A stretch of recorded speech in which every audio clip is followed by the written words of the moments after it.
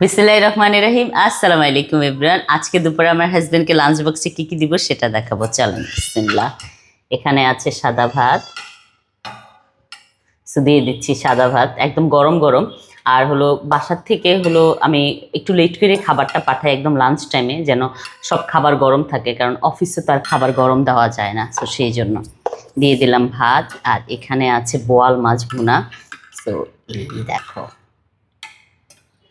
বোয়াল মাছ ভুনাটা দিয়ে দিই।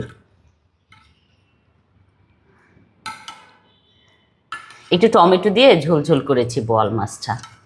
বোয়াল মাছ ভুনাটাই বেশি মজা লাগে আপনার হলো ইয়ের থেকে, কি বলে, সবজি দিয়ে রান্না করার থেকে ভুনাটা বেশি মজা। সো এখানে আছে হলো পুঁই শাক, যেটা হলো চিংড়ি মাছ দিয়ে করেছি। এটা আমার হাজব্যান্ডের অনেক ফেভারিট, অনেক, সে অনেক পছন্দ করে পুঁই শাক দিয়ে চিংড়ি মাছ। সো দিয়ে দিলাম এটা।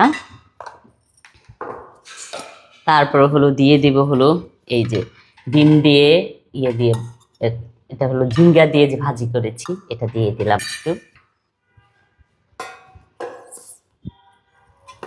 So ready lunch box. চলেন, এই যে রেডি আমার লাঞ্চ বক্সটা। এখন আমি জাস্ট এটা ব্যাগের মধ্যে প্যাক করে দিব সুন্দর করে, যেন গাড়িতে না পড়ে।